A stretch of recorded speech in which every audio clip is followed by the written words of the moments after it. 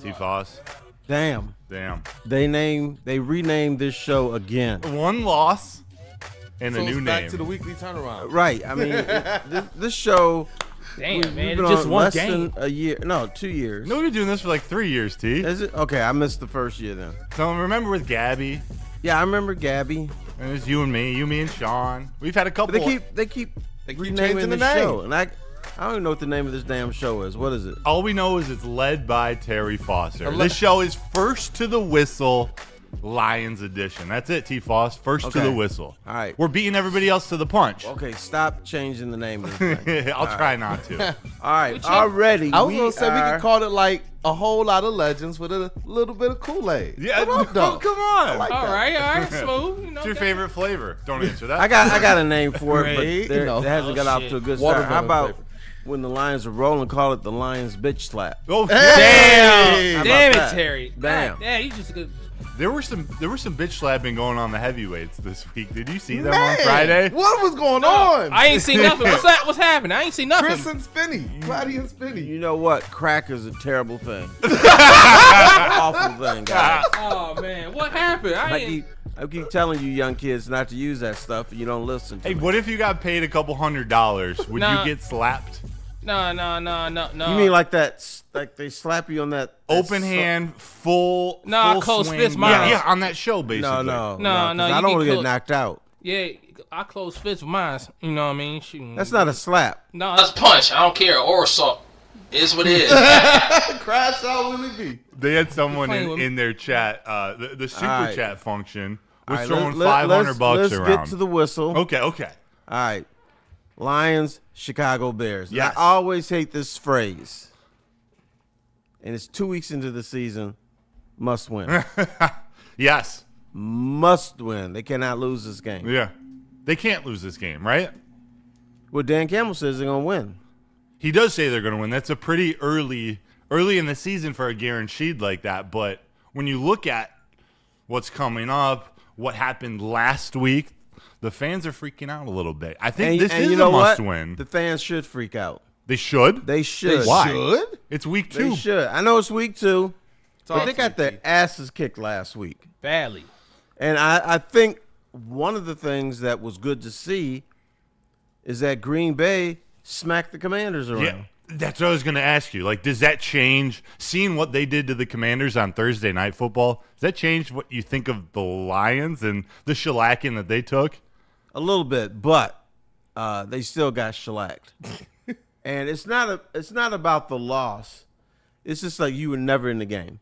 That's the problem. From the first snap. And all the problems we talked about were just on full display. You know, the middle of the offensive line, lack of pass rush. Go down the checklist of everything that Brad Holmes and Dan Campbell had to answer this offseason. Are you worried about this? Right. It all came. You know what scared me the most? And this is something nobody wants to admit. They say, oh, T, you're imagining things. Penei Sewell got used. It wasn't his best game, too. Badly. No, it was worse than that. He got used. Really? And abused. Isn't it weird how got treated like a striking it $2 is to hooker. see? Like, I don't know. When I first started coming up, learning football and loving football, we didn't really think about the offensive linemen. We didn't watch them. No, you know what? I'll tell you something. When I was a youth, You you used to listen to Lion fans. The Lions would draft offensive linemen, and the fans would say, well, why? Why are you drafting an offensive lineman? Yeah. He can't score touchdowns. He can't do this. And so now we're seeing how important they are. And when you talk to football coaches, they talk about the importance of their offensive line, and yeah. sports fans don't realize that. Yeah. So that is the case. It's a game that starts in the trenches. It's won in the trenches. You know, you even see, and we're going to talk Chicago Bears versus Detroit Lions here shortly, but some of the first moves Ben Johnson made when he went to the Bears was bringing in offensive linemen, reinforcements, going and getting Tooney. He knows what he wants to do with his weapons in Chicago, just like he wanted to do in Detroit. But to do that, your quarterback needs time. You need to have an offensive line that can control the line of scrimmage. What up, Kool-Aid?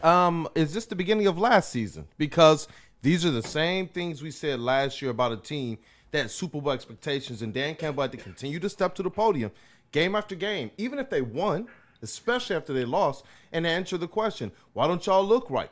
Ben Johnson was the offensive coordinator then. What is the common denominator? True. There is no preseason. However, I believe that when you're playing a team as good as the Packers, you probably won a few games to get your team a little bit warmed up. Then when you're in rhythm, I don't believe like the version of the Lions we saw against the Packers. all right, I just don't think that was young them. man. The Lions looked shaky in the first month of last year. Yeah. And then we always say, oh, well, Dan Campbell needs to play him in preseason games. But did anybody last year put the Lions over their lap and spank them like little babies? No. Did that happen last year? Or did it just look Well, bad? a couple times. A couple times it did happen. And we all Not in panicked. September. Not early. Not early. But All the right, offense didn't look it Baltimore didn't look Ravens, Buffalo Bills. Yeah, it was ugly. Yeah. Them slapped them. They did. And they rebounded. They've been pimp slapped several times over the last few years that they've been Super Bowl contenders. And slapped. guess what? It hasn't mattered. I believe that this team, in rhythm and in chemistry, I believe that team is better than the Packers, even though I do believe the Packers got a little bit better.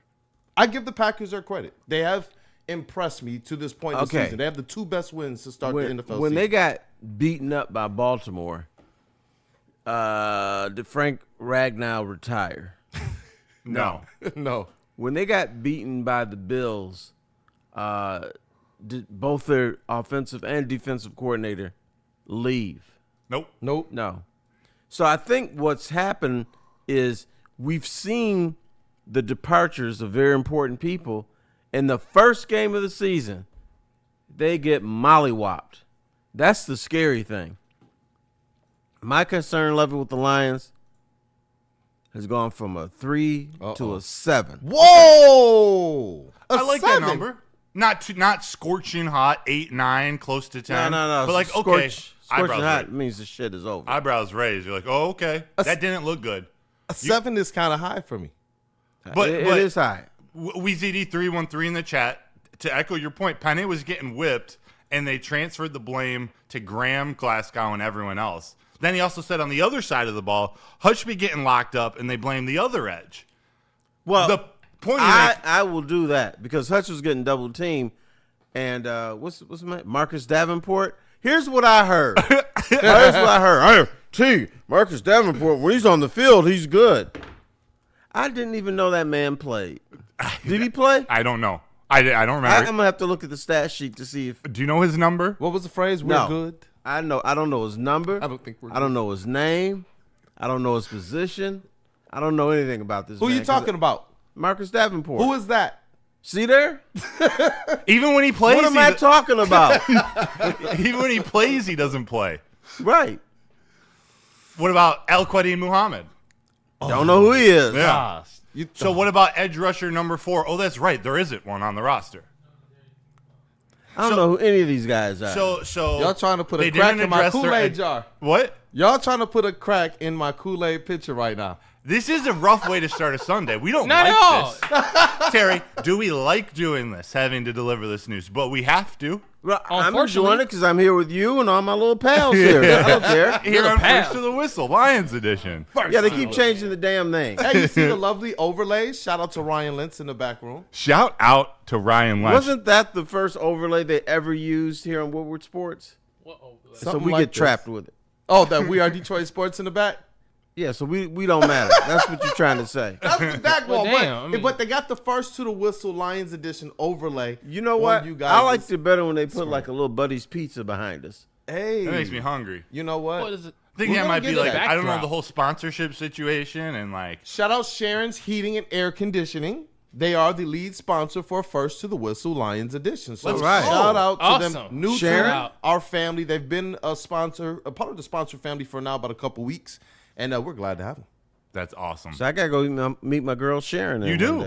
You do. Yeah. Get some work done on your heating and cooling situation in your house. I hear they do great work.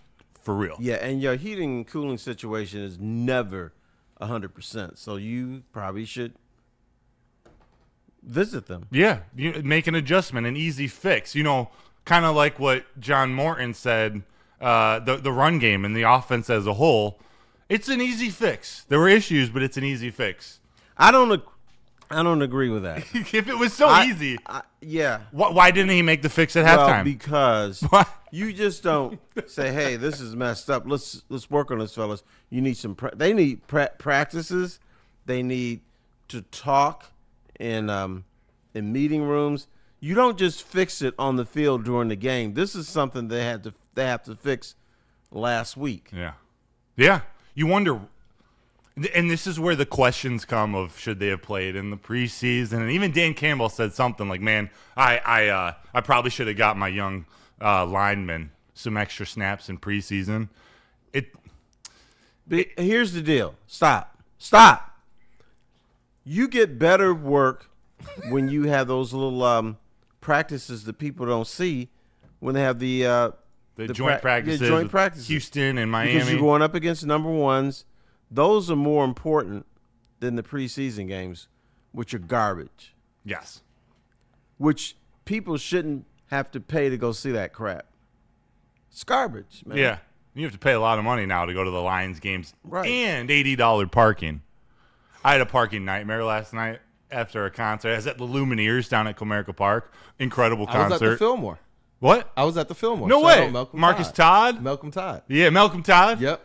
There were 3 concerts going on at the same time last night, and I felt it parking. a concert got done at 11. We started moving in the parking structure at about 12:30. You don't do a parking structure when it's a big concert. Was it Ford Field? It was at Comerica. Well, same thing. Yeah, pretty much. Big venue. Huge. Don't do it. You got to get a parking pass, to make it simple, to make it easy. Easier. If you already got a parking pass before the event, that's when you're able to go there to get your parking space. How do you know this stuff? Because I worked there for 3 He's years. This dude's a parking lot attendant. Yes, I am. Yeah, no, He's yeah. not gonna hook it up. No, bro. Do you understand what he did for me? Dennis Archer Jr., right? Yeah, this is our He junior. held him up. He was like, bro, this parking spot is taken. This is the I was like, motherfucker "Willie, out there please with give the it to flag. him." Pop! Yeah. $20. Pop! Oh no. $40. That's the low end. I'm in the high end position. When you in the elevator, you got to slide your credit card machine to let you in. We don't have to wave. Wow. We don't have to wave to get your attention. You I've just always come wanted in. to ask you. Yes. What's the right amount of tip to get in the right direction, in the right spot, closer to the? Is $20 too cheap? Do you got to go triple digits? No. give him anything. No. Nothing? No. You say I'm Terry Falk. No. Yeah. Yeah, you just doing your job. He said exactly. He's doing his job. We don't accept tips. We don't accept tips. Oh, right. We don't accept tips. So. Right. Yeah, no. Okay. He wouldn't get one from me anyway. What? If I Smoked. I would flick my ashes on top of his head. I was Smack that shit off your hand, man. I'll be straight up. That's not really be. I love you, Terry, but I'm gonna keep it 100. I love you. I went, no. Sorry. Speaking of a little tip and getting shit slapped out of your hand, Jordan Linehart in the chat, $2 super chat said, the Chippewas, they got bitch slaps. that If we was- talking that was about bad. slaps. Yeah, I had to go Michigan. see that shit in person. That was nasty. Yeah. You were at the game. Yeah, I should have left in the first quarter. I don't Yeah. think they covered. Yeah. What are we trying to push today? Are we going Bryce Underwood Heisman front runner now? Is Oh that yeah, the September Heisman. Yeah, it's funny. We get all the Michigan State and non-Michigan fans in our Woodward Sports group chat. They get really loud. And then on the shows, they'll say, it's the Michigan fans who are the ones talking. Go back. We got receipts. But you know what? Here's what I will say about Michigan fans. No, y'all were nice, at least to me. Yeah? You know, they saw the ass kicking. They saw the torment on my face, and they didn't make fun of me. It reminded me of the good old Saturdays where you got your, First Michigan game I ever went to was Michigan against Navy. I think the final score was 70-14. That's how September football score should be. Right. You know? And you know what? I was a little kid. I had a blast. Yeah. Broder's loving this. I am. Well, it's bringing up, though, the story. I have to tell real quick. My recruiting visit to Michigan. I played baseball, University of Michigan. My recruiting visit was the Appalachian State game. Oh, God. And you still went? I did. I did. Oh wow. Here's the thing about me, growing up a Michigan fan, I didn't need a recruiting visit. I was sold, but I went, and that was one of the biggest upsets in sports history. Now, in your recruiting trip, did they feed you? Yeah. No, no. Oh, they didn't. Okay. No hamburgers for you? No cheeseburgers for cheeseburger? me. I was get a not that type of cheeseburger? recruit. I was not that type of recruit. No, I do remember a family friend, a booster at Michigan. My mom came to a game of mine, and he couldn't give shout her out a moms. hot dog from the suite that they were sitting in. Like, they were by the book. But we're Shout not out here Mama to talk. Broder, too. What? I said shout out Mama Broder. Yeah, dude, everything for Mama Broder. She's the best. Terry, it feels like that night before Thanksgiving. No, it doesn't. Don't start this. It story. does. Bullshit. It does not. Your ex is going to be back in town. Okay. You know what? Can I say something? You wanna- Why do we always compare the Lions to a girlfriend? They're not. It's a professional football organization. This is not your former woman. Ben Johnson is But our I love former her. one. It's like a Nah, hey, Ben no, Johnson no, is no, not. it's like a prostitute No, with a this one is night stupid. stand. That's but it. go ahead. You pay for your I'll service. shut up. This is stupid. But go ahead. She's coming to town, and you wanna show her that she should not have broken up with you. You want to show her that she made the wrong choice. You're gonna upgrade to Caleb Williams.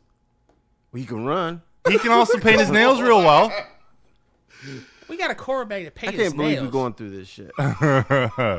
No, the talk of the week though is Ben Johnson is back. Does that All right, here's concern you? Here's the talk. Do you boo his ass?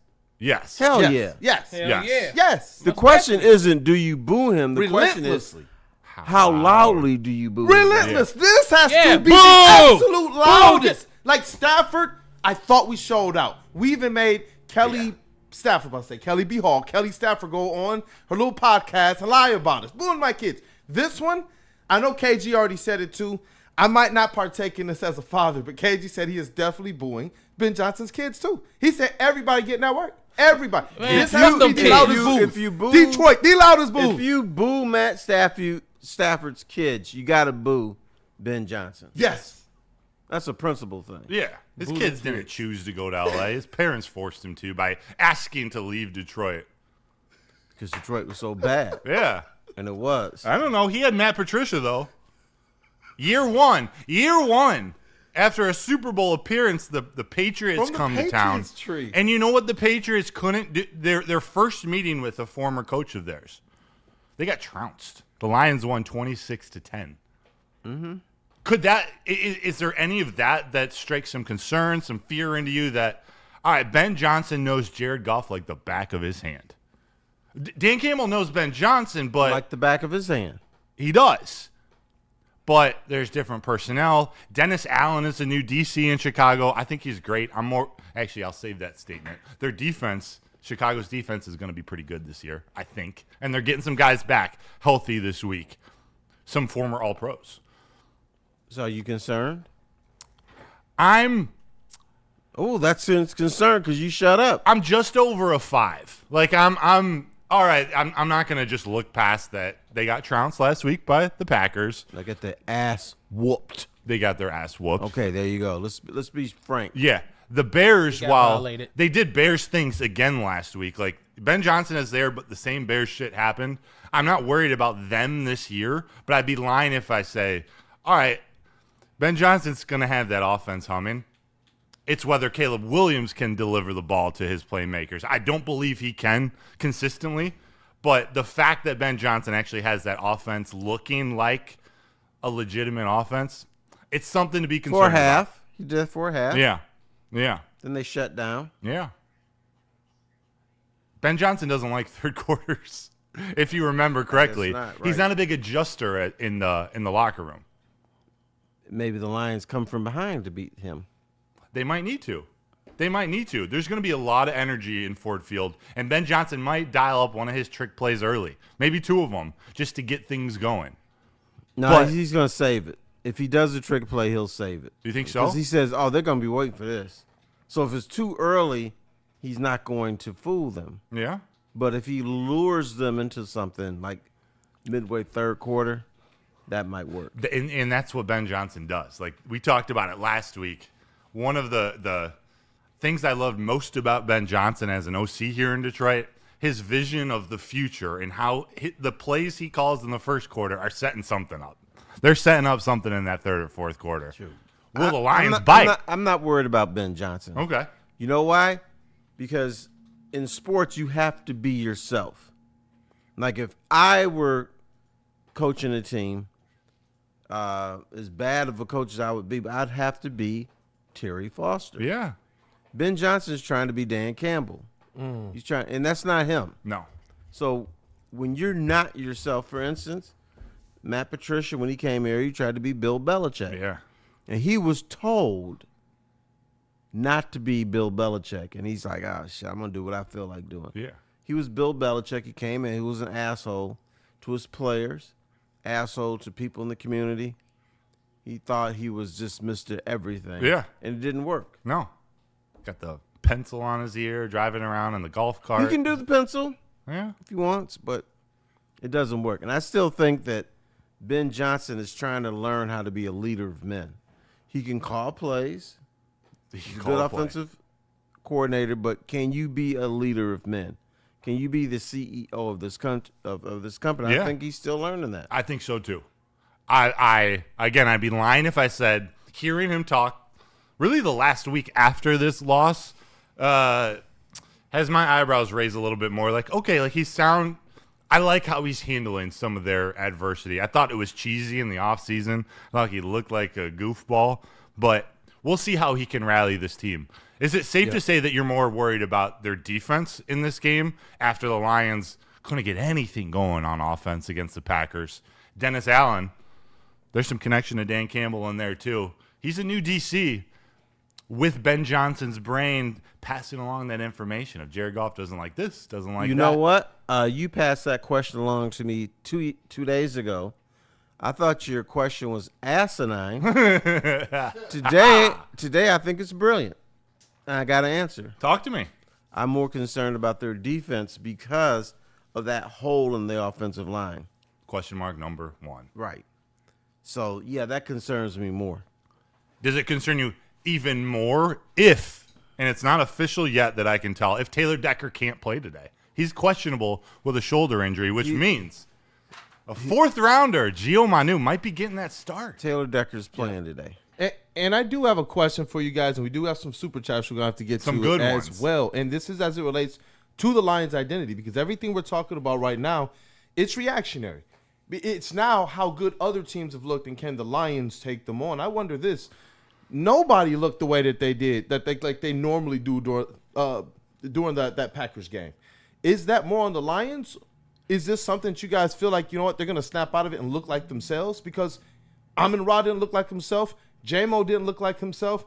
Laporta, Panay, like nobody really looked like the identity that we're used to from the Detroit Lions. And that to me is what still makes me very bullish. Because if just half of those guys looked their part last week, I think we're talking something different this week. But you know what? And bravo, brilliant. But I think what happened was Green Bay had a stranglehold on them so early that just snuffed maybe them they out. just said, fuck it, we can't do it today. Just snuffed them out. They did. Yeah. Well, I think all of the players can that get Kool-Aid just named, the J-Mo, St. Brown, Laporta actually had a pretty good game. You didn't even say Laporta, but the weapons, Gibbs, all of that is fun and dandy, but it doesn't work if the offensive line isn't working. True, but St. Brown dropped the pass, which he never does. Yeah. He's also, like, in the first half when we couldn't get anything going, he extended some drives with doing what he does, first down catches. He's just there. He's Mr. Reliable. Drop pass here or there, whatever.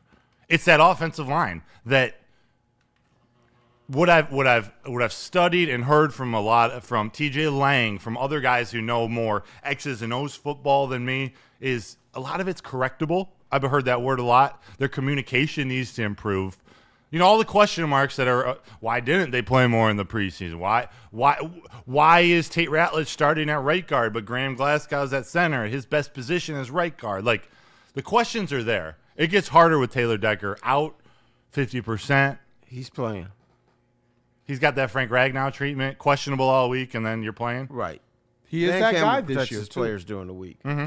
Yeah, he is that guy this year as well. You have to have a guy like that on your offensive line because that's what they represent.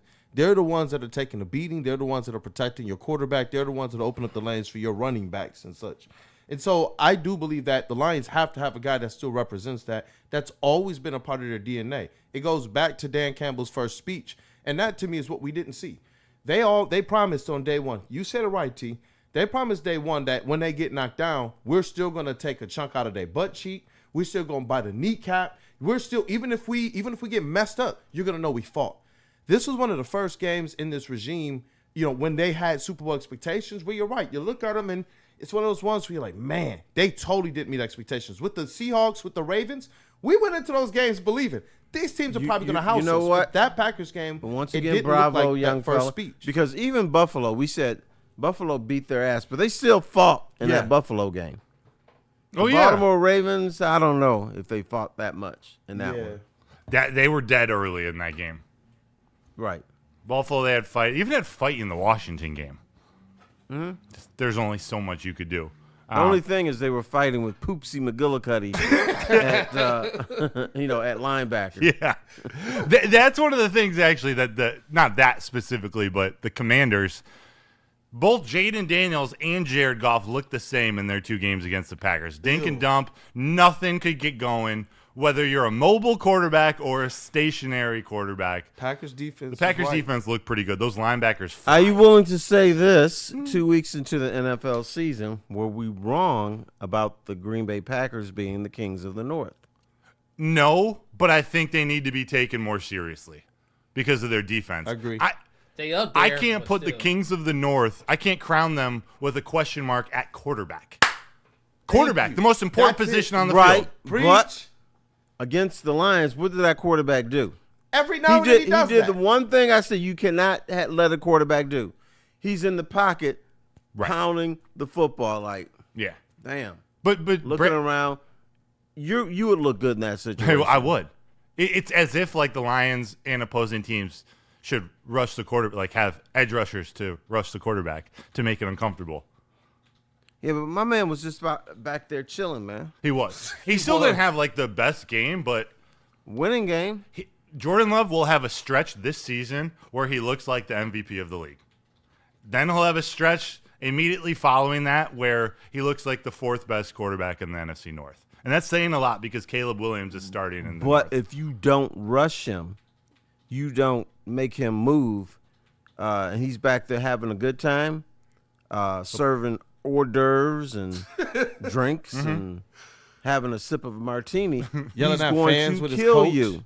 Any NFL quarterback will kill Yeah. you. Yeah. And while I don't believe in their plethora of number twos, their GM has irritable bowel syndrome. He likes taking number twos in the draft.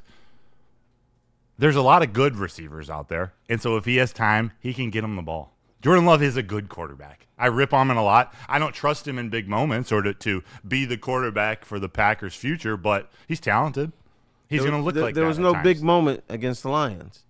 Don't put him in a position Mm-hmm. where there's going to be a big moment. You just come in, protect him. He will kill you. Yeah. That's the formula for success against the line. We didn't force any turnovers. Like Lack of identity. how about how about this? And we were talking about the offensive line, but let's go defensive side of the ball. Who do you think what stat or play needs to happen more in this game against the Bears, Terry? One Aidan Hutchinson sack or one Kirby Joseph interception? I'm going for the sack. Oh. Why? Send a Because message. it would make me feel better that there's actually a pass rush. yeah. As far as importance in a game, a Kirby Joseph interception would be more important. I will say this. But I'm talking about my comfort level. Yeah. I want to see a sack. Yeah. Got to get one, especially on Caleb, who proved he's got some wheels. Like, again, I'm going to rip on Caleb a lot today. He's talented. But I have a Zesty. question later in the show comparing him to two quarterbacks in the NFL. Here, I'll answer it now. If you let him stay in the pocket, look around, trying to figure out what to do, he'll kill you too. I don't know. Will he, though? Yes, he will. Every NFL quarterback will kill you if you put no pressure on him I saw Caleb Williams miss a couple throws last week. because he had pressure on him. He had to move out the pocket. He had to think. But if your dude is just sitting back there, relaxing, smoking a cigarette, he's going to kill you.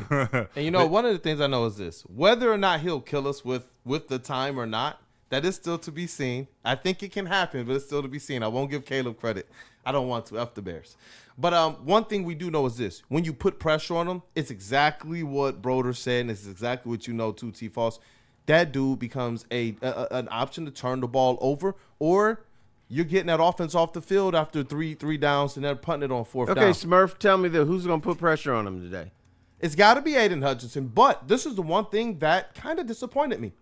The stuff that we saw Calvin Shepard do last year to generate pressure when they were weak from the defensive line to get it from the second level, I didn't see that on Sunday. So against the Packers. So I'm hoping that we see a return of that. I don't know if it's a notion of we believe we have enough right now so we don't have to do those stunts, but I actually like that. And I want to see Alex Anzalone. I want to see Jack Campbell. I want to see Derek Barnes. I want to see these guys being able to get downhill towards the quarterback, especially when you're talking about some of these people are supposed to be able to help you put the pressure on the quarterback. When you're short of Lee McNeil, don't undersell it. Get the stunts, get the packages, get the pressure on. But you want to see Aidan Hutchinson be able to overcome the double teams and the chips, which he will get every single game, and be able to get the quarterback on the ground. Yeah, they brought Alex Anzalone in a number of times last season, blitzing the quarterback. And he got there sometime. Yeah. It's not that bad. He's not that bad. It's not his strength. I would love to see Jack Campbell take that next step in terms of being successful, going and getting pressure on the quarterback. That's where it sucks that guys like Rodrigo are injured. Yeah. You're wondering what are you going to get out of your Barnes to Pascals in those types of situations. Yeah. It's just odd. Jack is so good in the run game. Like, that dude goes downhill and is looking for a head to take off. And he's a very sound tackler. Why that doesn't translate into getting to the quarterback, I don't know yet. And I don't know if you remember, they tried him off the edge a lot, or more rushing him as a linebacker his rookie training camp, and bailed on it pretty fast. I would love to see him take the next step there and in coverage, but nonetheless, he's still going to rack up 130, 150 tackles this season. I'm not impressed. Yes, That's okay. he will. After somebody's gained 7 to 8 yards, so what? So now you got a 2nd and 2, and he made a tackle. Yeah. I'm not impressed by that. I need more. I need some stuff behind the line, the scrimmage, tackles for losses. Yeah. Can he cover a tight end? Yeah. Can he? There's Answer me. Can he cover a tight end? No. How about no? No. I want to say yeah. Oh, he's all right. I'm not going to give him that credit yet. That's the weakness of his game right now. And he's got an athletic one coming to Ford Field, Colston Loveland, their first-round draft pick, who they took over Tyler Warren because of his pass-catching skills, what he can do after the catch, too. Ben Johnson, the genius, only targeted him twice last week. Yeah. A little odd. So is he going to go to him this week? I don't know. Him, Cole Kmet. He's a good tight end, too. You know why? He's probably saved him. He said, I'm waiting for him to go against Jack Campbell because then I know he can't cover him. You might be right. The Vikings, who they played in week 1, have a very talented linebacker core, especially in coverage. So you're right. But ultimately, I'm excited to see what Calvin Shepard does, the adjustment he makes to this defense. I love him in a press conference. I'm not really that worried about the defense. Do you believe in Caleb Williams? Like, do you think Caleb Williams is going to be at the end of his career more like Anthony Richardson or more like Patrick Mahomes? Richardson. More like Anthony Richardson. Dude is on the pathway towards Anthony Richardson's status. A year and a game into his career. They should have just kept Justin Fields. In fact, here's what I did during the NFL draft. Every Chicago Bears fan I saw, I said, did they give up on Justin Fields too soon? What'd they say? They said yes. Yeah. And then I got some dude, oh no, he sucks and can't stand him, and I'm glad he's gone. I don't know. He tore apart the Lions defense for years. He did. He's hard to defend against. He's hard to game plan for. I'm sure Aaron Glenn had plenty of experience with it. I'm sure he was excited. He is excited for Justin Fields to be his quarterback, whether that's for a year or he played pretty well week 1. I was maybe secretly longer. wondering how did the Lions get him as a backup quarterback when he was going through the transition. When I saw, what was it, the Steelers go and get Russ and him, I was just like, dang. I wonder if the Lions should have just stashed a quarterback who already has the ability to play in the NFL. But AG, he saw something. And to go back to a point you guys made earlier about AG versus Ben Johnson as coaches, and if Ben Johnson's able to be a leader of men, the interesting is this. No matter how much people said Ben Johnson was a number one head coaching candidate when he was an assistant with the Lions, the players said that the number one coach they wanted to play for is Aaron Glenn. AG. Yep. And I do think it backs up what you guys were saying about Ben Johnson, why ultimately when we're talking about a lot of the good things that the Bears can do, ultimately, I believe we have the better general on our sidelines that's able to, we've seen, to uplift this team through resilient pass, overcome all those injuries last year, overcome interceptions, overcome losses, and you don't lose back-to-back games. I like the fact that we have Dan Campbell on our sidelines, which I still believe is ultimately a power point for us. 45. That's a number, 45. Do you know what that number means, Terry? How many points the Lions defense is going to get up today? I sure as hell hope not. If they give up 45 points to the Bears, panic. Feel free. It's season over. They give up 45 points and lose. I don't want. We're lying. This lives on the internet forever. I don't want to say. Yeah, yeah, it is. But that's how It's important over. today is. If they lose today, they may not make the playoffs.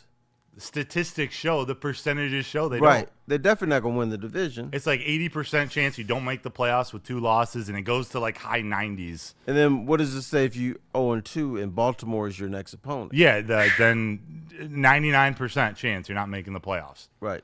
Even after that, they have a gauntlet.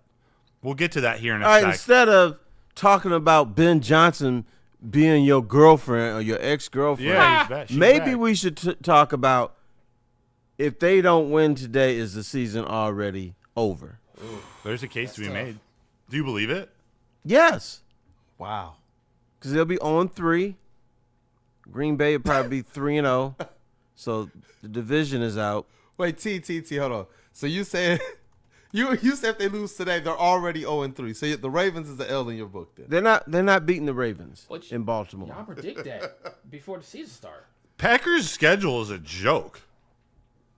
I can't believe, how did I not notice that? You might be right. That was the big game. Packers got the Browns coming up, the Cowboys, Bengals, Cardinals, Steelers, Panthers, Giants. This is a big game. It's also a big game because you know what's coming up? Yes, you got the Ravens next week. You don't want to go 0-3. The Browns week 4, so you have a win there. At the very worst, you're 1-3.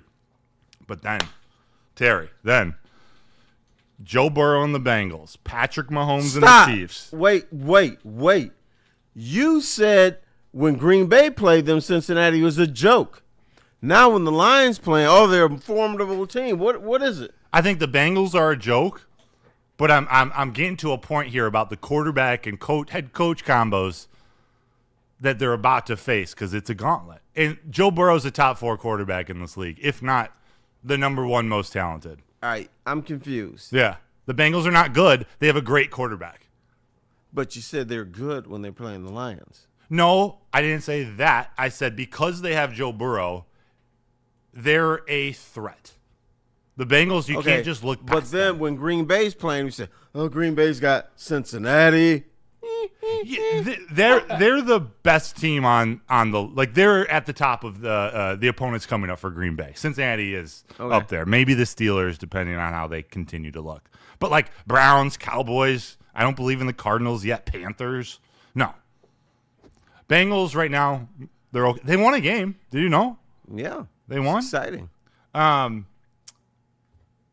Week 6, Patrick Mahomes. Week 7, you got Baker and the Bucks come to town. You get a bye week. Then you got J.J. McCarthy and the Vikings. But then Jaden Daniels and the Commanders and Jalen Hurts and the Eagles. So we're afraid of J.J. McCartney. No. No. I think his development throughout the season could be something where we start to worry about J.J. McCarthy. I don't know yet. I'm more. How about this? I'm more worried about J.J. McCarthy than Caleb Williams. All right, Mr. Optimistic, I have a question for you. Hit me. The Lions lose today, will they make the playoffs? I still think so. I know that goes against the stats. It made you hesitate. It did Bless your because heart, brother. you can't start 0-2. They have a really difficult schedule, as we just reviewed the first 11 weeks of the season. I believe in this team. I think this roster is really, really strong. I believe in Dan Campbell. And while the number 45 I brought up for today, it just has to do with today's game because it's been 45 games since Dan Campbell lost 2 games in a row.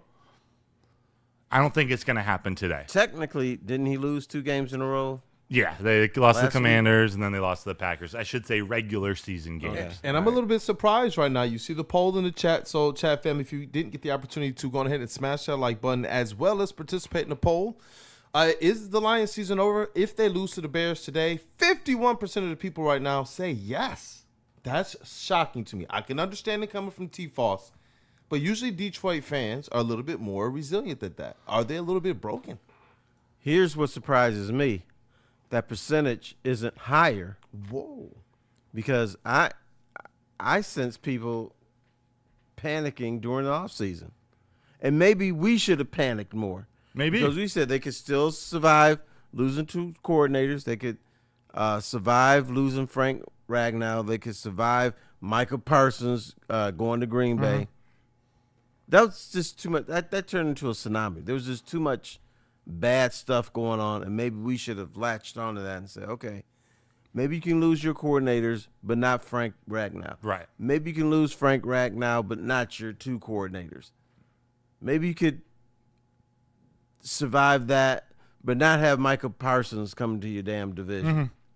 Yeah. There's just too much shit going on, man. We might have. I'm not ready to panic yet. I want the perspective of a second game to see how all of those question marks get addressed. Dan Campbell has a nice track record of adjusting and making those decisions, but we got to see it because it's all new pieces. We believe in Calvin Shepard more than John Morton. And I say we as a fan base, but this is Calvin Shepard's first job. This is his first DC job. He's going to do things different than AG. So what works? He's still trying to find his pieces, his chess pieces to play. Is he going to blitz as much as AG, play as much man coverage? I think he's going to use the linebackers more because he's a linebacker. He was the linebackers coach. But what's it all look like? Nothing about that first game looked well. And that's why the fan base has a right to be cautious, concerned. I don't know about panic yet. It just didn't look good against Green Bay. Panic could set in like by 4 p.m. today if they don't beat the Bears. You have to. But, I mean, Dan Campbell's already said we beating them because we have to. You say Dan Campbell lies, though. Well, you can't lie about something that hasn't happened yet. Valid point. So he could be wrong. Yeah. But I think he knows how important this is, and he probably senses it from his players about the urgency. And he's probably expecting big things from them today. Yeah. Yeah. So he said we're gonna win. Yeah. He knows who's under center on the other side of the ball. Caleb Williams. I want to ask you about something about Caleb in just a moment, Terry. We're at about the halfway mark. We got 2 super chats to clean up. Some great ones, too. Shout out to the Praying Mailman, I believe is his full name. $5 super chat says, thank you so much for all you guys do. I love the content you put out, and you are all my brothers. I appreciate you. Boo Ben Johnson, and go Lions. Shout out to you, the Praying Mailman. Thank you, my brother. Dante151, a $9.99 super chat. Here's the Lions update. Boo Osama Ben Johnson. Offensive line needs to play better. Defense needs to keep Caleb Williams in the pocket. None of this backyard BS, and win the game. That's it. Okay, Dante laid it out simply. That's cool. Now let me throw out a question for your super chatters. is there anybody planning on going to Ford Field today and cheer Ben Johnson? Wow. Cheer him for making you the best offense in the National Football League. Wow. Cheer him for allowing the Lions to win 15 games last season. Cheer him for helping take this team to the NFC Championship game. Be honest. And, if you want to cheer, that's fine. I wouldn't do it. I wouldn't either. I don't know if it's fine either. I don't know if I can let that happen. Different strokes for different folks. Do you really think some portion of the fan base might cheer him? I think we're going to hear a few cheers today, or at least claps. Why? Because Ben Johnson did help your organization. Yeah. And I thank him for He that. did help them be the best offense Yeah. in the National Football League. Agreed. So I'm not saying, yeah, but you might get a little, okay, cool. Yeah. That was our guy. But that will be drowned out by the boos. Okay, good. Because and I hope my guy Mike G in the chat isn't in the chat at this moment, because the second Colston Loveland got drafted to the Bears, dead to me. I don't clap for him. I don't cheer for him. The second J.J. McCarthy got drafted to the Vikings, dead to me. You can't cheer for what a guy did for you on his former team. Yeah, the but old Michigan team fans that you don't liked. think that way. I do. J.J. McCartney is their guy. They were happy to see him rally Minnesota to victory. No. Do you remember Ryan Armani? Yeah.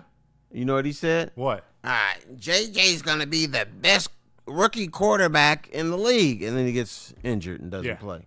He also said he might be the best quarterback to come out of this draft class when it's all said and done. Do you know why he said that? Because he's a homer. And he's hoping that happens. I think there's some truth to that. I also think he has a point. And I'm not going to go that far. I think Jaden Daniels is special. J.J. McCarthy has some special in him. He didn't get to show it and everybody knows that. He didn't get to show it at Michigan. He's got all the talent. Mm-hmm. He's got every attribute you could want. He's very similar to Caleb Williams. You got everything that you want if you're building a quarterback. But what's the difference between him and Caleb Williams? It's a leadership. Well, yeah, one did win a national championship. Yeah, but you look at J.J. McCarthy, and the Vikings posted clips of this on their social media, on their YouTube channel. That team, in their opening week showdown with the Bears, Justin Jefferson and that entire team was behind J.J. Kevin O'Connell gave him the game ball after, and the way he addresses his team as a second-year player who's basically a rookie, there's something special about J.J. McCarthy. He had it at Michigan, and he's already got it in Minnesota. He still has to develop as a quarterback, and that's going to take a year or two or three. I think he will with Kevin O'Connell. Caleb Williams has just as much, if not more, talent than J.J. McCarthy, but he's not that true leader. His team doesn't buy into everything he does and everything he says. And DJ Moore, just bear with me. I got you later on in the game. DJ Moore is over pouting on the sideline. Like there's something about Caleb Williams that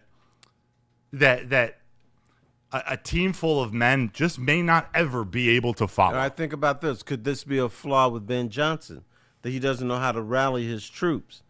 It maybe might be. in Minnesota, they know how to rally things a little bit better. Yeah.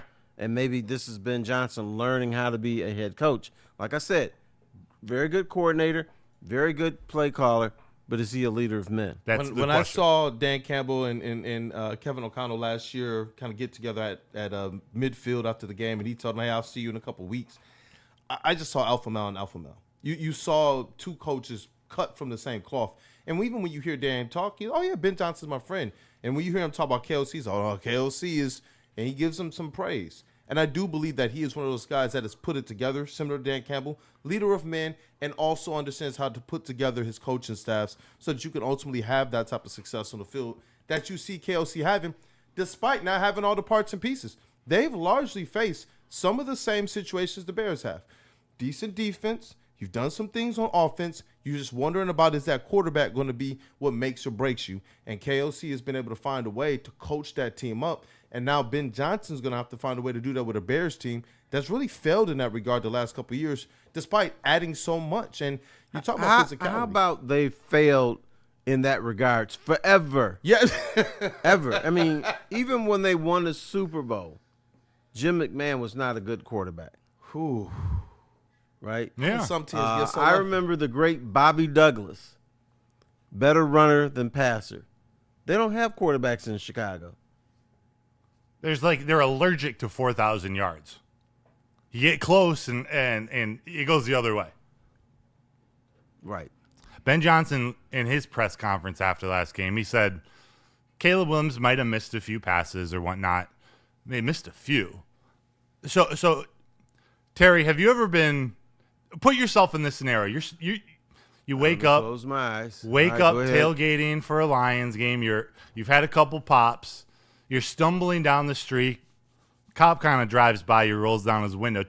Terry, how many beers have you had today? 2. I don't know. About You say 2. How many beers have you really had? 5. Exactly. Exactly. Ben Johnson said Caleb Williams missed 2 or 3. It was more like 5 or 6. Correct. But he's trying to protect a young guy. He is. I get it. He is. But do you think there's any scenario where Ben Johnson pulls the trigger on Caleb Williams in 2025 for the quarterback out of Shepherd University, Tyson Bagent? No. Will you stop bringing his name up? I love me some Tyson Bagent. I don't get that. Why? He's the backup quarterback to the Chicago Bears. But he stinks. He doesn't stink. He stinks. He's better than Hendon Hooker. And Hendon Hooker, who's barely in the league. Yeah. I'd argue he's not more talented than Caleb Williams. I'm not an idiot. Barely in the league. He's Panthers backup quarterback. He's not in the league. I mean, he's practice squad quarterback. That's not in the league. No. You know how stingy Ben Johnson is? He doesn't have a lot of patience. We learned about that here in Detroit. Caleb Williams, if it doesn't click with him, I don't know which to believe. Ben Johnson took the Bears job primarily because Caleb Williams was the quarterback. But then this offseason, they give Bagent a $10 million contract extension. And if they start to lose, Ben Johnson would prefer the quarterback that can just go in and run his offense and not make mistakes. That's why he and Jared Goff had a lot of success. It wasn't because he had all this incredible arm talent and can scramble and make these incredible throws on the run. Because he just, to do what we want to do in the fourth quarter or to do what we want to do in 6 weeks, we need our quarterback to make the right play today. Okay. First of all, it may not be his call to bench Caleb Williams because this That's a whole nother organization has failed with young quarterbacks. So then they bring in Caleb Williams to replace what's his face? Trubisky and Trubisky Justin and Fields. Justin Fields. Yeah. So they've got to make one of these young guys work. Have to. So they're not going to pull the plug on Caleb Williams in year 1 or week 2 or week 4. They're going to let him roll. So this may not be Ben Johnson. Because plus the Chicago Bears front office gets involved in stuff they shouldn't have. So therefore, this may not be Ben Johnson's call to bench him. If that's the case, if I were Ben Johnson, I would be regretting my landing spot as the head coach. If you're not going to be able to make the decision on your quarterback, good luck. I mean, that excites me. We get the Bears we get them twice a year forever. I'll take a jacked up organization. You rip on the Lions all the time when Stafford was here, having a great quarterback, but the organization won't set him up for success.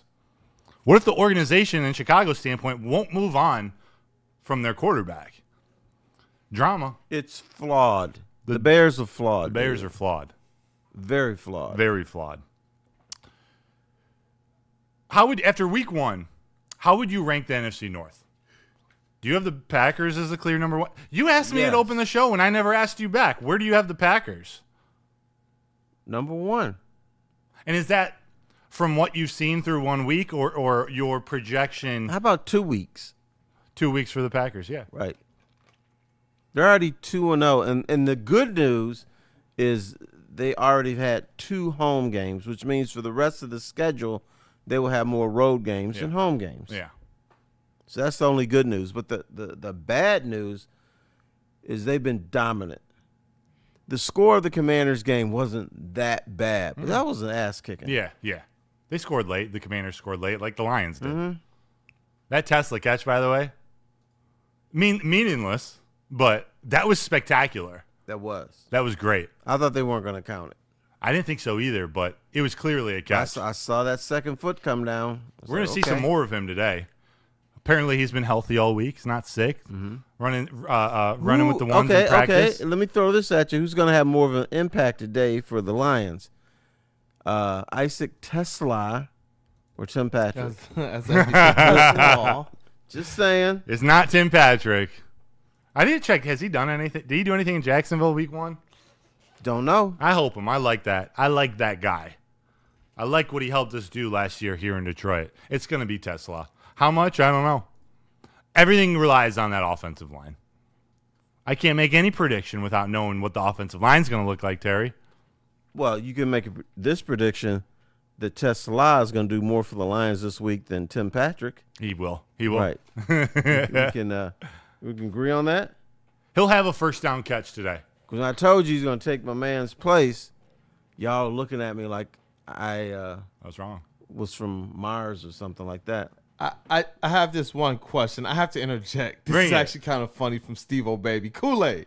I asked the fellas how they would feel if the Bears were to hoist up Ben Johnson on their shoulders if they beat the Lions. I love you fellas. This is what, in the spirit of Mr. Jim Schwartz, after his squad, what was he, defensive coordinator? I don't even think he was head coach. Was he head coach? I think he was defensive coordinator that came into Ford Field and beat the Lions. And they walked them out of here on their shoulders. I would be livid. You can't have that happen. No, and even let's just say the Bears beat the Lions and they try to hoist them on their shoulders, the fans should rush from the field and knock that shit down. Can't happen. You can't have that happen. 9mm, I see you in the chat, says Steve-O Baby is trying to give us trauma. That was a time. You can't have that. Shout out to Steve-O Baby for the question. Bottom line, you cannot have the Bears walking out that field happy. No. Today. No. They need to be walking out with their heads down saying, shit, another year in the books. Yep, our season's dumps. over. Rando said that's called a brawl. That is. You can't let that happen. That's part of what makes this a must-win. We both agreed somehow week 2, this is a must-win game. I never thought the Lions season would be must-win after week 2. I thought at least it'd be after week 12. Oh, they gotta beat these guys. Week 2 it is. Mm-hmm. You can't the NFL is there's too much parity nowadays. Games are usually within one score, and what's going to decide the division is going to be a game. What's going to decide first place in the NFC versus 5th place is going to be one game. The Lions, to win the NFC North, you will have to win double-digit games, and to do that, you got to win your home games. You got to win the games you're supposed to be. You got to beat Green Bay. At home. You got to beat Green Bay. I know it's at home, but you got to beat Green Bay, who was far superior to you, at least in game 1. Yeah. So now you've got to correct what's happening with the offensive line. You got to correct what's happening with Hutch. And who's the other guy? Marcus? What's Davenport? Marcus and Mike Lowry. Marcus who? I don't know. I'm not we quite have a sure. Marcus? Do we check the roster? Davenport? Marcus? Check the depth chart? I think his name is Davenport, but I'm not Davenport? sure. Yeah. Oh, I see Willie's in on his phone. You found it, Willie? You said Davenport? Yeah, Google. Yeah. Who's the other AI is edge your rusher? friend. Yeah. Is he an AI creation? Yeah, now what number does he have? Yeah, in How do you 2K pronounce his NFL name? Because we 2K. didn't hear it at all from Dan Miller. Especially who calls if you're the game. Davenport, you came out, you stepped to the podium, you told us, I'm tired of hearing the noise. Look, I don't have a problem Prove with it fans to saying what the they say, but fans. when you step to the podium and say, I'm tired of hearing the noise, I'm back, and then your coach and your front office personnel and Brad Holmes says the same, You want to see something more than nothing. Just something more than nothing. That's it. Like, am I missing something here? No. Cedarius Smith, but, Eagles guy. No, Cedarius Smith. Yeah. No. Didn't need that guy. Bullshit, but yeah. The Eagles won a Super Bowl last year and continue to make moves to improve their team. Right. Even going again, what now is one of the top backup running backs in the league. They got a two-headed monster now on offense and Cedarius Smith and a pretty damn good defense. No, they still have a one-headed monster. If something happens to Saquon, then they'll be okay. Mm-hmm.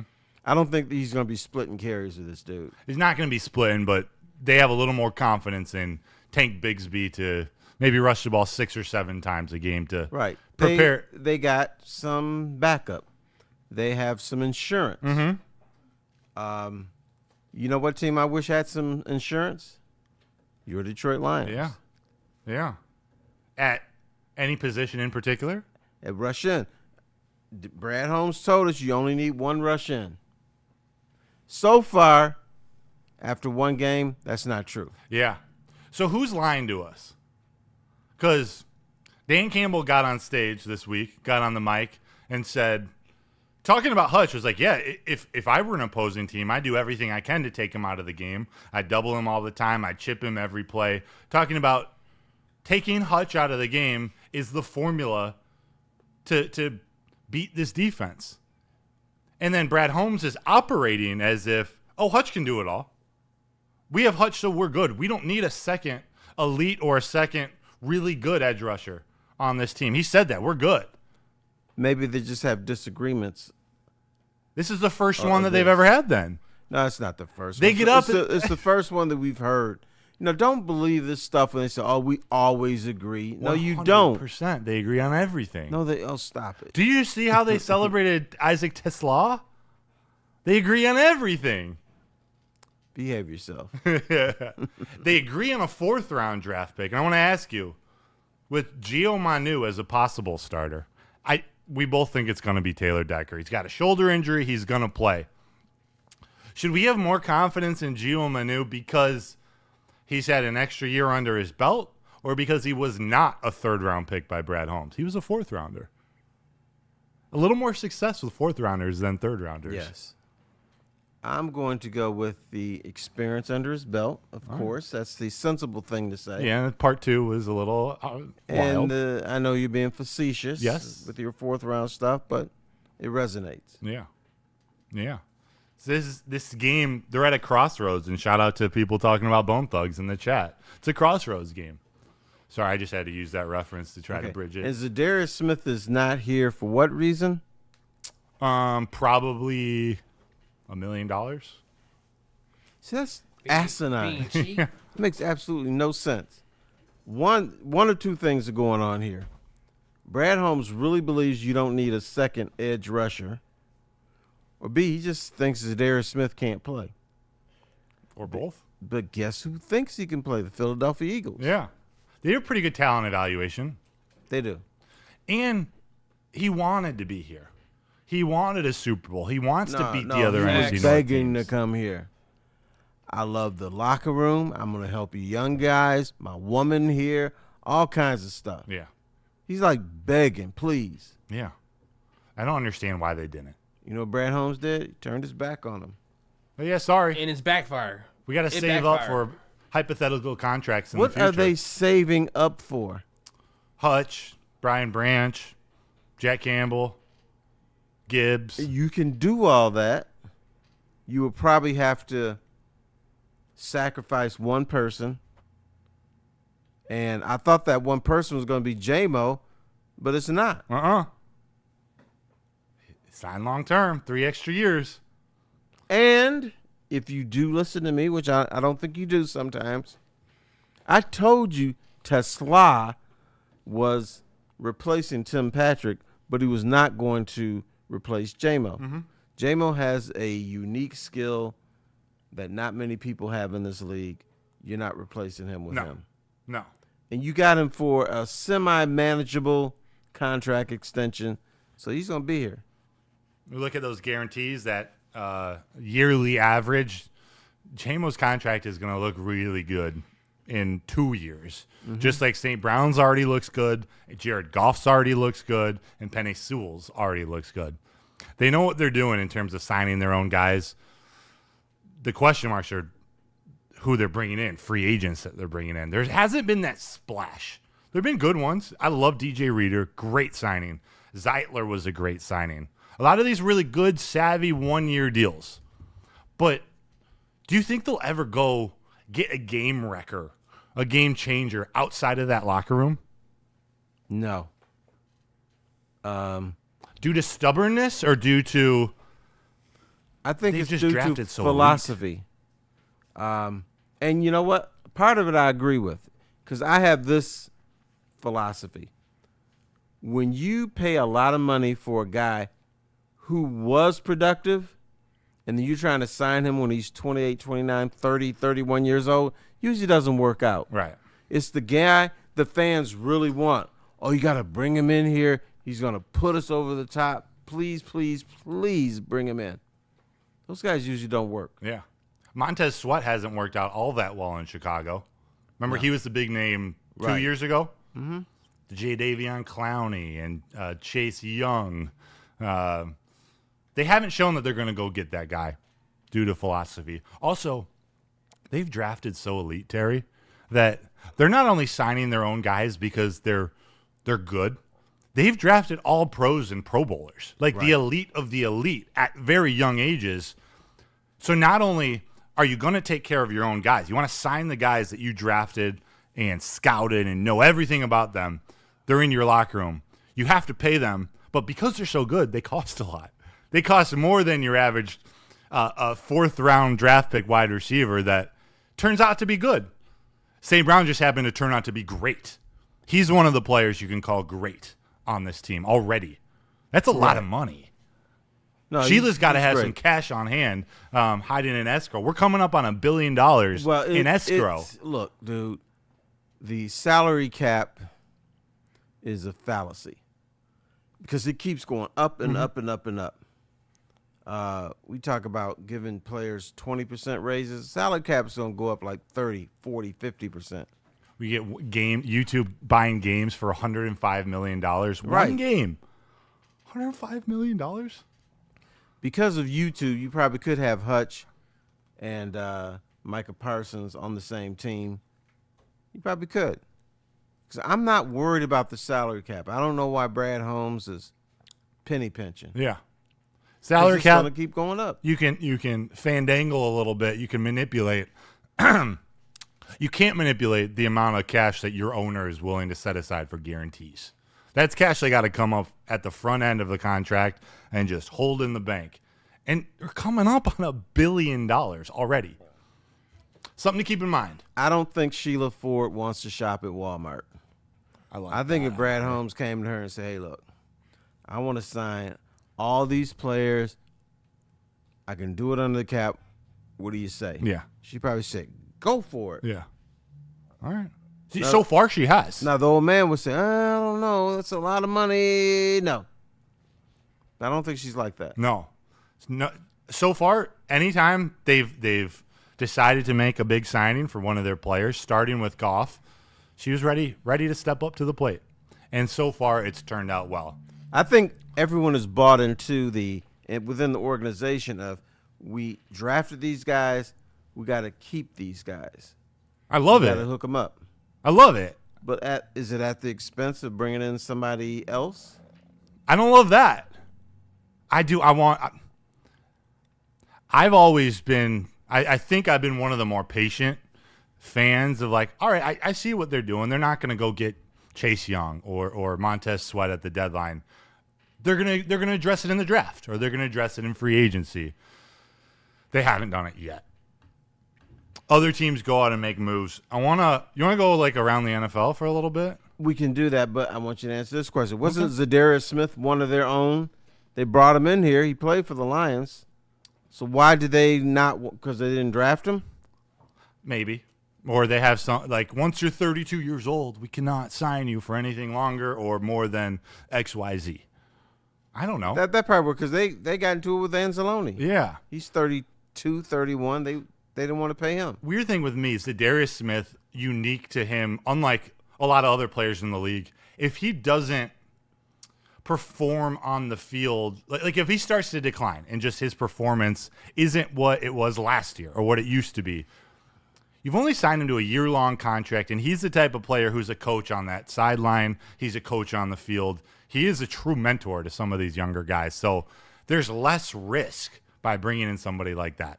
I don't know why. For 1 year, something must be going on, or Brad Holmes just thinks the dude can't play. Yeah, that's probably it. Yeah. Or that he's going to decline. Yeah.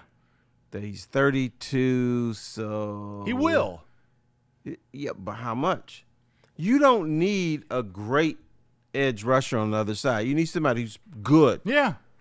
You need somebody whose name you know. I don't know who's, and once again, who's the guy that's the opposite edge rusher of Hutch? Marcus something. I think Willie found the name earlier. Marcus. Yeah, let's Google that. Devin. You got that name Ford. again, Mark? Marcus. Davenport. Davenport. Al-Quadin Muhammad.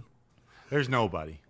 Stick Right now, also at makes- least right now, there's nobody. Yeah, I was gonna say Stick makes the point as well that he says he never gets a second contract. That is an interesting thing. That is true. It would have been nice for him to get his first one here with the Lions, but Right. that is an interesting point. And it reminds me of this. We didn't know why Isaiah Buggs wasn't playing for some time either. And T. Falls kept saying there must be something there behind the scenes we don't know about. And now you look at the situation with Zadarius Smith, and it just seems like there must be something we can't see. Because from a football standpoint, it seems like it makes sense. He was one of ours. I don't think that it would have wrecked their cap sheet. You know, it wouldn't have wrecked their plans for the future. It just seems like maybe there's something else behind the scenes. That "we're good" comment was like, in the way that they clapped back, it was like, dang, maybe this is just another bug situation. Yeah. There's something. And when Benson doubles down, he must be annoying in the locker room. Like something going on behind the scenes. I have a hard time believing it's a personality thing. No, I think the Lions try to float out that he wasn't the best in the locker room, but I've heard that's baloney. All I have seen of him, which isn't much, but like, see, the dude's an ultimate team player. He channels his hatred for the Packers or for the Vikings into this team when he was here. That first week, remember they gave him his bye week off when they went to Houston to play the Texans. Mm-hmm. Quarter one, he's on that sideline coaching up all those young guys. That was really cool to see. He must be stealing stuff from people or something. There's something going on. Yeah, taking it to the Eagles. I don't know, man. The Eagles are good. Do you believe in the Steelers, aka Aaron, our old friend Aaron Rodgers? Yeah. Or do you think I believe in it today, but that won't last. you don't think I think touchdown passes, no interceptions back in New York? Okay, once again, I believe in today. It's not going to last. Okay. Is he going to save Mike Tomlin's job? Probably. He'll probably win a playoff game because I think that's the only thing they're looking for in Pittsburgh is to win a playoff game. Yeah. He will do that. You think so? Yes. So do I believe in him? Yeah, enough to win a playoff game. Do I believe he's going to make him great and get a big run? No. He looked pretty good against the Jets. He just looked like he had a little bit more snap in his arm, a little bit more velocity behind that ball. They play the Seahawks today. The Dolphins play the Patriots. We as in Lions joint practice with the Dolphins and handed it to them. You know, it was the week where we saw J-Mo and St. Brown and Khalif Raymond just going off. You know how I say that you get more out of joint practices than you do preseason games? Except for that one. Except for that one. Not with the Dolphins, you didn't. Are they cooked? Are they done? And is Mike McDaniels – actually, I won't go there. No, go there. Because the answer is yes. Could he be the next OC in Detroit if John Morton doesn't figure it out? Yes. Dan Campbell has a history of saying, okay, this is not working out. Let's get somebody else in there. Mm-hmm. Even when it's his friend. Correct. He's friends with Aubrey Pleasant. Right. No, I'm sorry, not Aubrey Pleasant. That was a defensive coach. Slipping my mind. The OC when Dan Campbell first started. It'll come to me. It is. He removed him. He took over for a couple weeks, handed the reins. Right. He's not afraid to do that. So, yeah, I can see McDaniel coming in here. But too soon. Yeah. Oh, yeah. The Lions beat the Bears today. Put up 300-400 yards. Boom. Are you, because I just talked about Johnny Morton like that after 1 week, are you concerned with John Morton and this offense, the play calling, that he's up in the press box? This was a conversation I heard a lot this week. Does it matter if he's up in the press box versus on the sideline, putting his arm around? Most offensive Goff? coordinators are in the press box. They get a different view up there.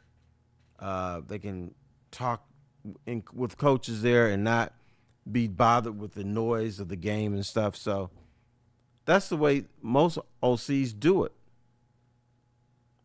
Whatever makes him comfortable to me. Right. Some people are like, he needs to be down and feel the energy of that sideline and be able to watch the same iPad next to Jared Goff so they're seeing the same thing at the same time. To me, it doesn't matter, mostly because Jared Goff's a 10-year veteran. They should be on the same page by now. They don't need to be on the sideline if he thinks he's better up in the press box. Well, I tell you what, we'll find out if that matters, because if the Lions feel he's better on the sideline, guess what? He's going to be on the sideline today. It's Dan Campbell's If not, choice. he will be up in the press box. Yeah. Kenny Powers, a $5 super chat. Shout out to you, Kenny. Wolverines bounce back. Bud upset Canelo. And now I just need my Lions to get a win today. Let's go Lions, baby. Let's go. We got 10 minutes Shout out left. to the Chips. Pardon? Oh, I said go blue and still shout out to the Chips. Yeah.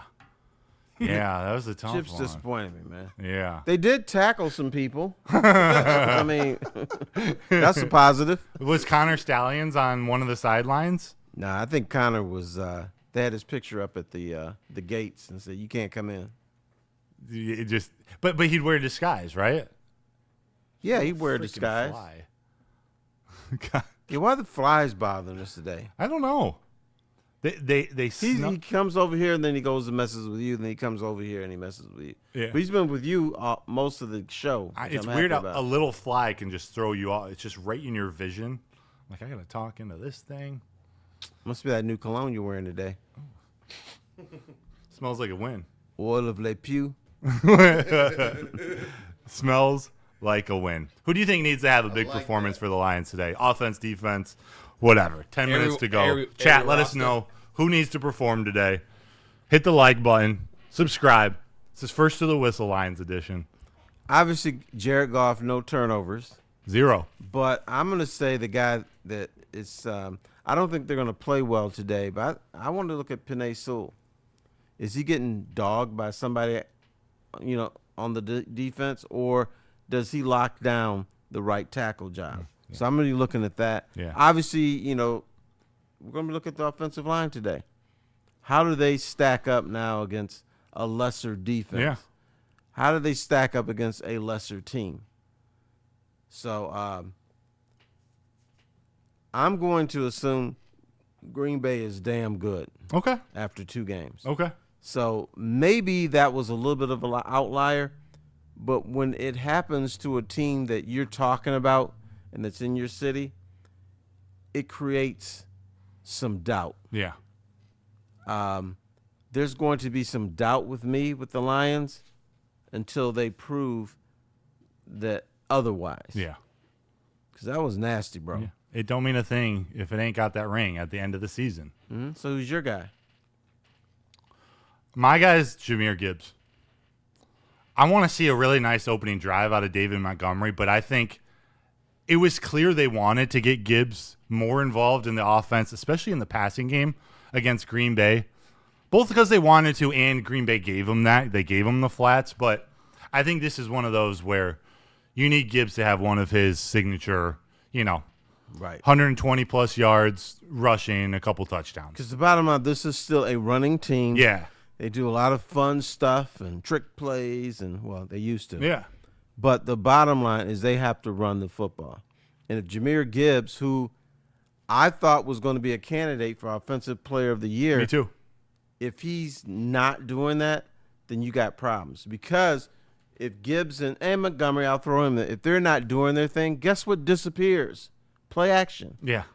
What does Jared Goff do best? Play action. Mm-hmm. So if you have a running game that's abysmal, and then Jared Goff can't do play action, then you're in trouble the rest of the season. Have to get their run game going. Correct. You know me, I love me some Jared Goff. I'll back him 9 times out of 10.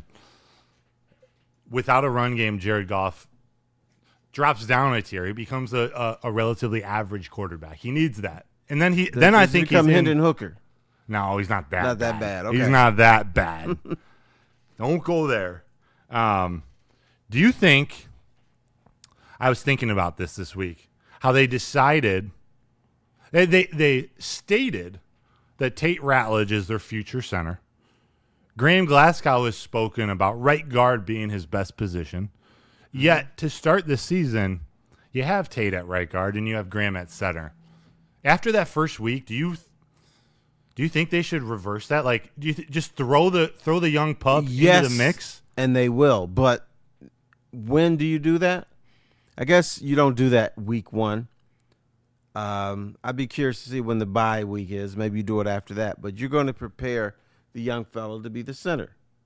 But Glasgow has to hold down the fort for a little bit because he's a vet. He knows the league better, and there's probably more trust with him. But at some point, he's got to go. Or at least the right guard. Yeah. And I think that's my point. He would rather play right guard. Like I don't want to question Dan Campbell, and I especially don't want to question Hank Fraley, the offensive line coach and run game coordinator. He got a little bit of a raise. Yeah. I think with him, you actually can question just a little bit more because he has new and more responsibility. But I get you with Dan Campbell and really trusting the process because there's been times where our faith could have been shaken a lot in the past, but we've seen him always figure it out when he says we understand the correctability. But with Hank Fraley, that's one that I do got my eye on a little bit. But think about this. Yeah. Are you really going to put a rookie in at center who is not a center in game 1? If he's your center of the future and you don't have a center that you're as confident in to perform, Graham Glasgow, I think, is in there for his experience, his leadership, his understanding of the offense, and to be able to make the pre-snap reads and calls to the offensive line. But he's better at right guard. He wants to play right guard better. Well, I get it, but you have to take a chance on him that he can make the reads, that he can be a leader with Ratledge. You got to trust him to do that. Yeah. But then when you keep going down the road and he can't do it, then you make that switch. Yeah. I wonder if that will happen this year or if they just start next year as Tate. No, it's going to happen this year. Yeah. I told you TeSlaa and Halloween. Let's make this my Halloween Okay, here we go. By Halloween, Glasgow will no longer be the center for the Detroit Lions. Wow. There it is, Terry Foster. But I understand you have to start it that way because he's a veteran. You have trust in him. You know he's played well for you, even though he's on the decline. Mm-hmm. I'm not mad at them trying him at center at the beginning, but at some point the young fella's got to take over because young man's the league. So he's going to be around all these guys. He's going to learn their tendencies. They're going to accept him more, and then at some point they're going to say, "Okay, bro, we know you young. Training wheels off." But yeah, the training wheels are off. You got to lead us now. Yeah. It's time. And we will follow. Yeah. It's time. So by Halloween, Tate Ratledge will be your starting center. By the time you're putting on your Superman costume, Ratledge is going to be. Put on the Superman costume. I wear it every day. What? Oh, shut up. What are you going to be for Halloween this year? I don't know. That's a good question. He is kind of Supermanish. A little bit. He got the slick back. Mm-hmm. I like Broder more than the current Superman. I don't know, man. You got the Clark Kent. You got to put the glasses. I wish I had that X-ray vision. I can see the future, and I see that the Lions are going to be in the playoffs. They'll make it. This Lions team is good. We're down on them. If they win today. If they win today, which they will. We haven't even do you think they're going to win today? They're Yes. favored by 6.5. They take the Bears and the points. I don't think the Lions are going to look good today. I think we're going to have some more stuff to bitch about, but they will defeat the Chicago Bears 23-20. Wow, low scoring at Ford Field. Yes. They put up points at Ford Field, even when they lose to the Commanders and the Yeah, Bills. when Ben Johnson is their offensive coordinator. Damn. When I'm just saying. Damn. I'm just saying, right? Am I wrong? You're not wrong. Okay. Yeah, it just hurts a little, but you're not wrong.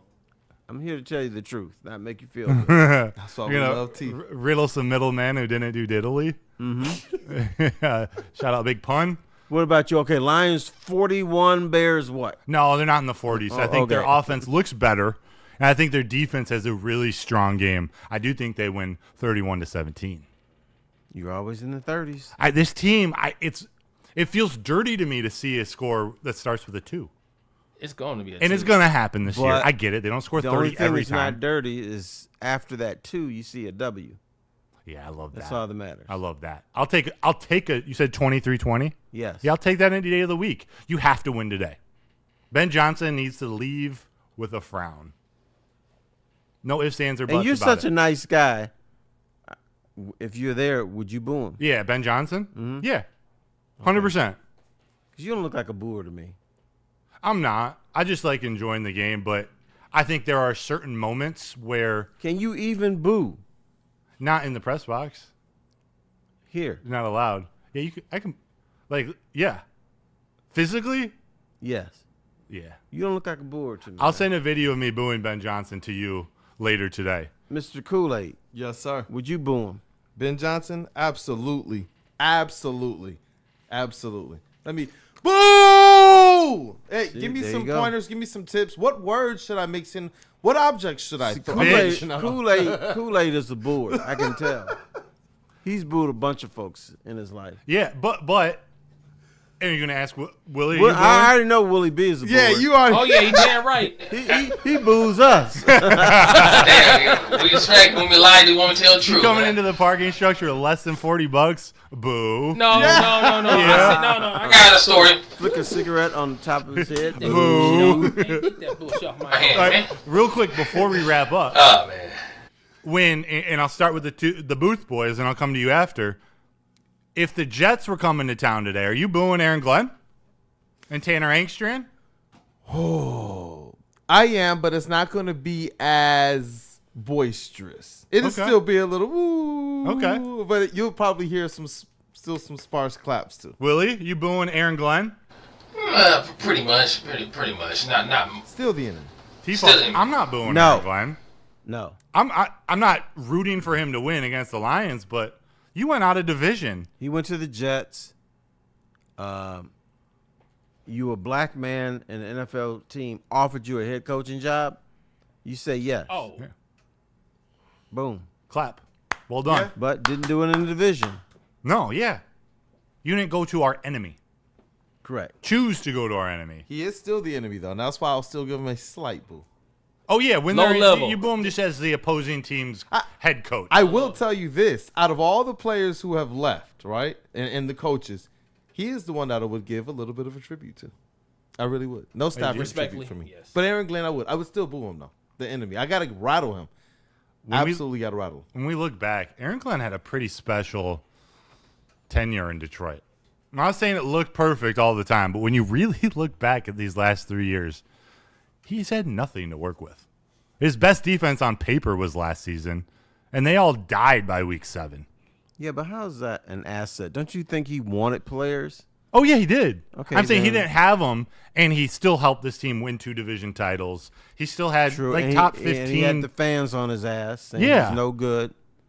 but So then, I don't think his stay here was great. But then by week 3 or week 6, he's sitting crossing his legs because we're having a special teams game against the Titans. Khalif Raymond will go off today. Our defense got this. We're good. Okay, but I don't think he was treated great here. I'm sure he's not going to look back on this and say it was seamless or it was great here. It was just a job. I think he did a damn good job, and I'd applaud. Oh, he did a good job. I'd I applaud. would say if he were to, if let's say you get him alone 10 years from now, and y'all are sipping on some bourbons, and you say, hey, bro, how was it in Detroit? He's not going to say, oh, it was great. He might say, yes, in Detroit, we had some great teams. We had some great moments. But as far as how did you enjoy your stay here, I don't think he's going to say, oh, it was great, guys. Oh, I just love it. I wish I could go back. Because it wasn't that. He had people on his ass. Yeah. But he had the hardest job outside of Dan Campbell. He had the hardest job in Detroit. You have a brand new team, new coach, new everything from the worst franchise, one of the worst in sports, definitely one of the worst in the NFL. And they chose, hey, for 2 years, we're going to prioritize building this offense. We're going to give you a couple pieces here and there. Which they should. It was the right strategy. He was a scapegoat for everything. Hey, you're going to have to figure it out with Malcolm Rodriguez as your starter. I love Malcolm Rodriguez, by the way. You have to figure it out with guys down the depth chart or off, LinkedIn or Indeed.com. And I thought he did a fantastic job. We're both picking the Lions to win. It's a big day. We had the pregame show here with Neil and Sean Belegian starting at 10 a.m. They run up till 12. They do a good job. I know you work with Neil on Mondays and Fridays. He knows just how to get into the freaking claw of the opposing you fan know what? base. This is something that people don't say about Neil's a little bit of a crackhead. Oh, just a little bit. Damn, Terry. I guarantee you he's listening to this as he's driving in. Well, Neil, I didn't say you were a crackhead. You said he was a little? I said a little bit of one. Why? I get it. Just like I'm going to just boo, Right. Aaron Glenn just a little bit.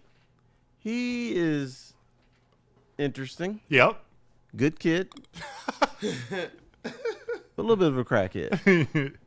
He pushes it a little bit with the Micah Parsons and Justin Jefferson. He tried to tell me that Aidan Hutchinson's PFF grades were higher than Micah Parsons. We what did I just say? I wanted to smack him, but I figure out, he's just messing with me. PFF is great to just fit whatever narrative you want or don't want. Correct. You just use it to your advantage. I'm a fan of Neil's. There's no you can't say that he doesn't have an opinion of his own and stick to it. I appreciate that of him. Lions win 31-23 today. What did I say? 24? No, you said 17. 31-17. That's what it was. Any You're last looking for a words? blowout. This was the first edition of First to the Whistle. What is the damn show? What's it going to be next week? It's tea time with TeSlaa. Right. Therapy with Therapy. It's going to be next week. We're going to be the first. We be the first whistle starring the Detroit Lions. That's what it's going to be next week. Let's go. We will be here Monday Night Football next week. Oh. To be determined. Stay tuned. All the Woodward sports shows throughout the week. We'll get you the schedule. I know Mondays always get thrown off a little bit. I'm sure the heavies are going to be doing something outrageous. It's going to be a great Monday Night Football game. We'll let you know when we go on air. We're still going to be here next Sunday morning. We'll still do it on Sunday? Yeah. Sunday it is We then. did last time. All right. But last time we had a different name of the show. That's true. I'm confused. Yeah. Oh, well. Terry, any last words? The legend, Terry Foster? Hey, thanks for listening to First Whistle, whatever this is, Boom, boom, boom, boom, boom, boom. with my friend Matthew Edward Broder Edward, III. another new one. I'm just a little upset with you because of that football game yesterday with the chips. Yeah, I'm sorry. I'm sorry to do that. Go No Blue. cover. Bam. Go Lions. Thank you, Willie. Fire Thank you, up. Brandon Kool-Aid Dent. Thank you guys, man. Everyone. Y'all crushed. Stay on Shout the out channel. Thank you. It's always a Broder pleasure, and as Legend always. Foss Appreciate and the that. rising star. I think you're just a star now, Matt, bro. Yes, My you are, guy. man. I just come up here and have fun with my guys. What a blessing it is to be able to work with Terry and everyone here at Woodward Sports. 10 a.m. Stay on the channel. Mess around on YouTube. Tune into Neil and Sean. Yeah, go get some breakfast and then listen to Neil and Sean. Yes, but before you do that, hit the like button. Go find their video and put the notification bell on. And we'll be ready to roll for the rest of the day. And if you go to second best, get the chicken sandwich. I'm telling you. It's They're good. doing. They're going to be down there. They're not even coming in really? studio. They're going to be at That's second right. They're best. second best, Okay. right? Yeah. Tell the people. Watch tell me party about going to that. be Y'all going wanna on hold throughout back? the game. After the game, Anson's hosting the post-game show. And then Sean Belegian in the morning tomorrow. You know what Anson Woodward did? Sports does it. I brought in my NBA cards. I showed him to him. He said, I have a Michael Jordan one that's worth $400. Really? Or could be worth $400. Not bad. Right. I'm interested to see what that was. Anson's a big card collector, as you know. If I can get $400 for it, I'm selling. You should. You should. Unless it's going to be worth like $400,000 in 10 years. It might. We need another historic moment in Jordan's career life or his passing for his cards to go up. I don't even know why I brought that up, but $400, take the deal, Terry. Okay.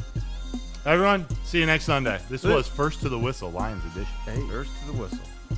Head to woodwardsports.com and click on Shop. Get the latest in Detroit sports apparel and exclusive Woodward Sports gear. Woodwardsports.com can get the whole team outfitted. Love the Pistons, Red Wings, and Tigers? We got something for you, too. Shop online at woodwardsports.com.